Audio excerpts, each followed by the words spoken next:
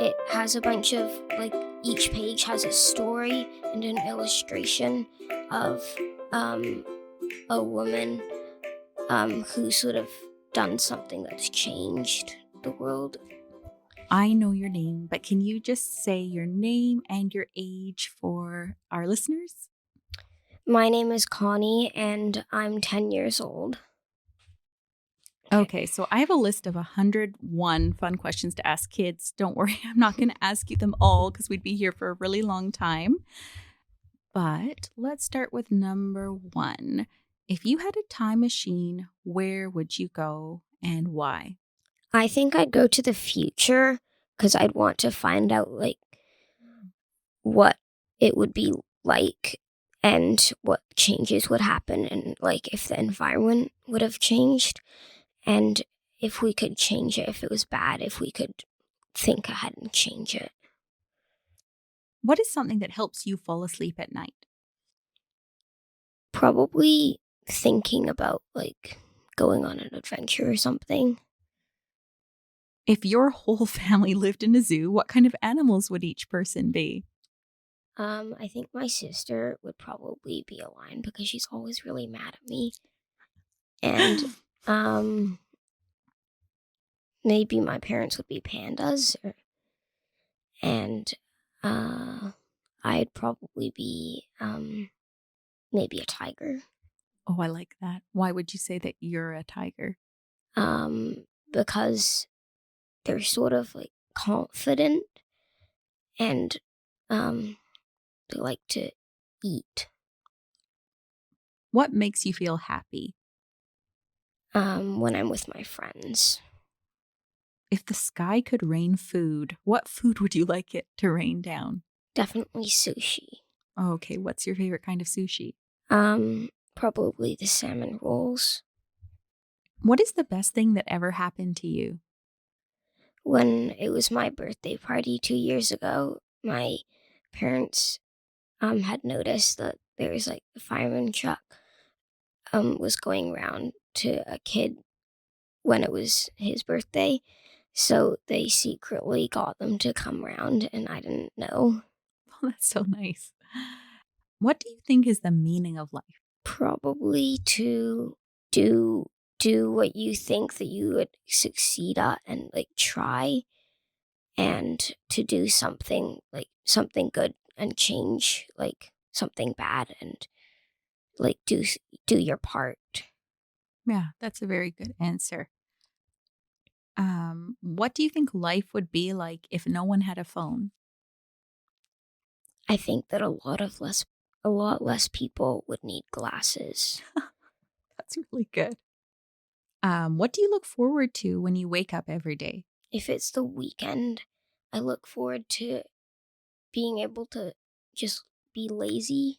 Me too. Yeah. It's a great do you ever wake up like on a weekend morning and for a bit you think it's still a weekday, so you kind of have that feeling like, "Oh, I got to get ready," and then you realize it's a weekend and then you're like, "Oh, you can relax." Yeah, I'm like super relieved, like, yes. Yes.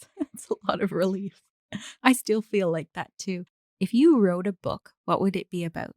Probably like a fantasy sort of adventure where like everything's not really possible. Mhm. If you had to make one rule in the world for everyone to follow, what would the rule be? Um, Probably to not spend over 3 hours on a screen. It's a lot of time, isn't it? Yeah. I think it's important to be conscious of that because it's so easy for that time to just add up and you can't really get that time back after. How would you describe a perfect day? If I got up in the morning and I found out that my breakfast was cake, um, then discovered that it was a snow day and there was no school, then I'd go sledding at the park. Um, and then I'd have lasagna for dinner. It sounds like I feel like our perfect days would be very similar.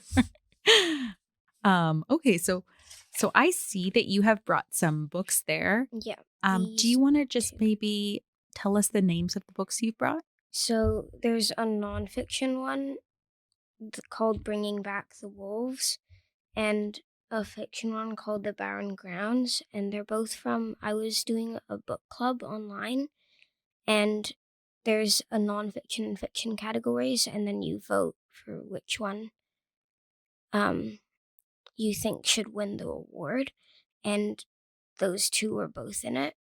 So that's how I found out about them. Okay, so was this the Red Cedar Book Club? Yeah.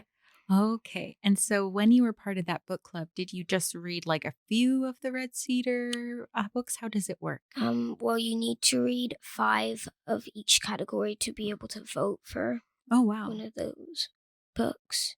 So you must have read a lot of books. Yeah. How long does it take you to read that many books? Um, it sort of depends. If they're like nonfiction like this, it doesn't take that long because most of them are pretty short.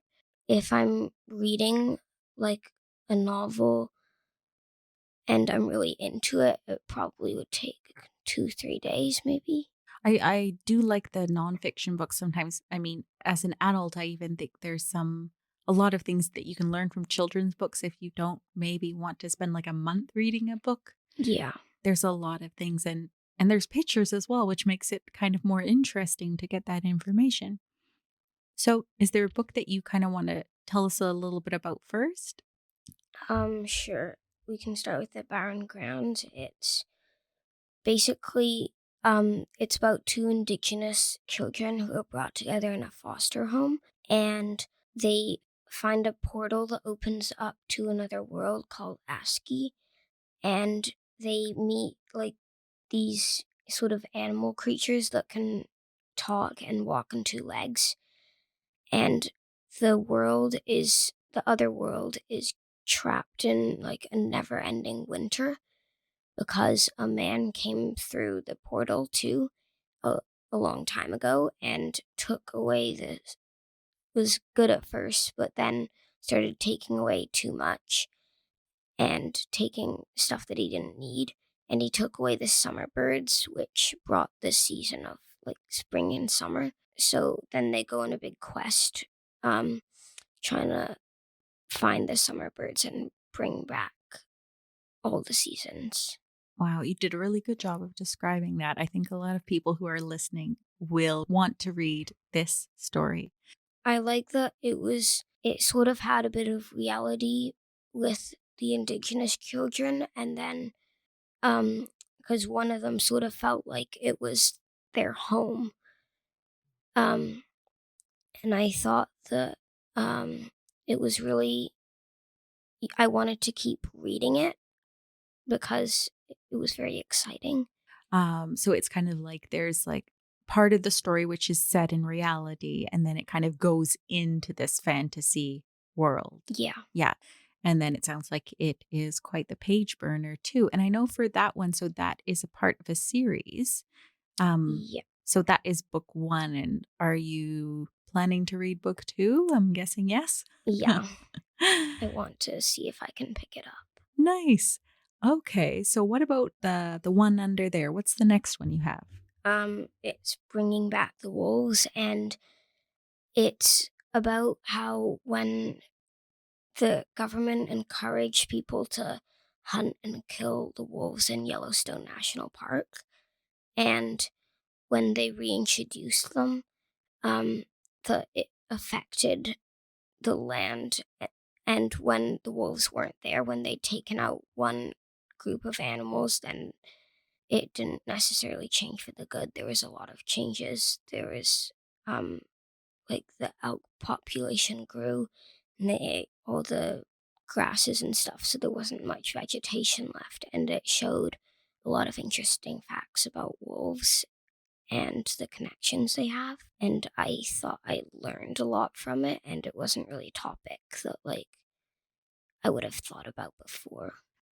Okay. And what about that one book in the middle? That was a book that I thought that a lot of people would enjoy reading. Okay. What's that one called, It's if you don't called mind? Hidden Figures, and it's about four women, I think, who were like the first black woman, I think, who worked at NASA, and it talks about all their achievements and stuff, it switches in between their stories. Mhm.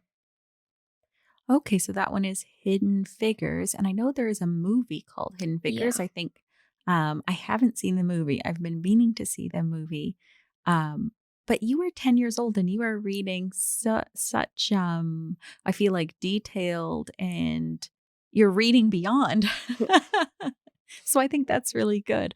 How do you choose your books? Sometimes, like, I come in because I want a book to find. Like, I want one, and I know what it is, but most of the time I just come in and I sort of look at the back and see what kind of interests me, and then I flip through the first few pages, and if it interests me, then I get it. And so you've brought those 3 books. Is there some other books or series that you've liked? I mean, not even recently, but like in the past that you want to recommend to children or Um, anyone listening to this podcast? the Benedict Society, I think there's 5 maybe, and that one was really, really good. Mhm. I think that one, if I can remember, is about the children who go to kind of like a special school Yeah, and for gifted children. they're sort of undercover, and they're trying to find out because the principal is, in charge, and he's sort of evil, I guess, and they're trying to figure out what plans he has, and the principal's twin brother sent them there on the mission. He was trying to find children who could, because he needed children to be able to go because they need to get into the school. What is a book you think every child should read? Or maybe a book or 2 or 3 or however many? Probably there's these 2 big hardcover books called The Rebel Girls, I think. It has a bunch of, like, each page has a story and an illustration of, um, a woman, who sort of done something that's changed the world, or, done Is it something. Good Night Stories for Rebel Yeah, Girls? Okay, that's it. yes, I yes. couldn't quite remember the title No there. worries. I just had Rebel Girls. Um, those ones again, like they're so good because I've read those because I don't have time to necessarily read a whole book about somebody who, I need to or want to learn about. So Mhm. you can just like read a couple pages and then you know who these people were. The other one that I think that everyone should read, the Harry Potter series, because I think that they're really exciting, and for anyone who sort of likes, like, adventures and serious fights, I guess. And it's got magic in it, so I think those are really good. In your opinion, what makes a good book? If it's like at the beginning and nothing really is happening, and I still want to continue reading and it's not boring me, and I think when, like, the characters have different, like, personalities, then it's fun to read because there's, like, different perspectives and stuff. Do you ever start just like reading a book and you're like, nope? Are you someone who keeps reading or do you just close the book and Like, move on to a different one? not very often, but sometimes I'm not really interested in this, so I just Mhm. put it aside. What would you say to encourage someone to read who does not like reading? Um, there's a lot of different things that you can do, like someone reading to you, or I really like listening to audiobooks, and that's a good way. Like if you're in a car ride or something, you can take out a book that like maybe you could find a book that you think sort of appeals to you sometimes rather than maybe listening to someone saying, "Oh, I think that might be interesting," so that you know that you're gonna want to read it. That is a really good piece of advice because it's very hard to encourage someone to read if they're not reading things that are interesting to them. Yeah. What is the next book you want to read this year? Or if there's more than one, you can tell me about more than one. Well, in school we finished reading The Hatchet, And my sister says this book that she has, I think it's called Explorers, and she says that it's a good sort of survival story, and I think I want to read that next. Mhm. I'll check it later, but if it's the one I'm thinking about, it's by Ruth Rendell. I feel like I The recognize that Explorers, name. it's about a plane crash. Yeah. Okay, so I've been through most of the questions. Is there any other books you'd like to share with us? I don't think so. Now's your chance to just add in anything.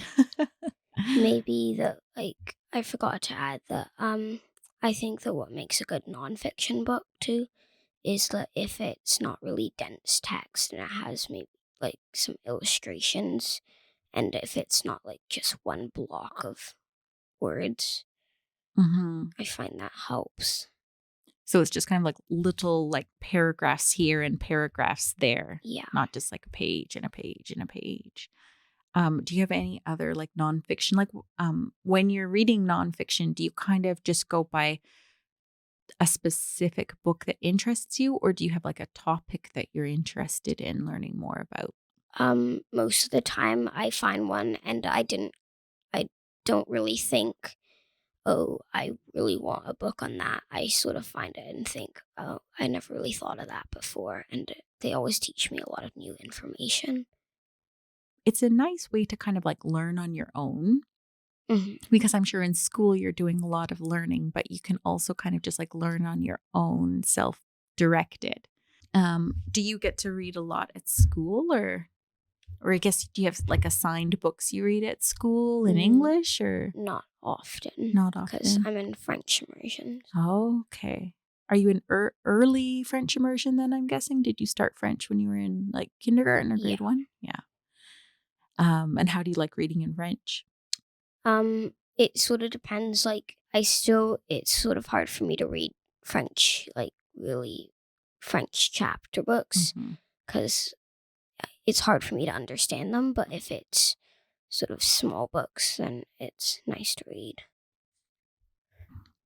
Maybe tell us a little bit more about Hidden Figures. So, like, what got you interested in reading that one? Well, I've always sort of been a bit interested in space. So, I can't actually remember where I got it from. Maybe I bought it or I got it as a gift, but I guess it's sort of interested me because I was interested in space a bit. Mhm. Yeah, And would you ever go to, like, if you had the opportunity to go to space, would you? probably. Wow. See, I always think that's so interesting when people say they go to space because I would just be terrified. And also, you have to eat food that's not that tasty.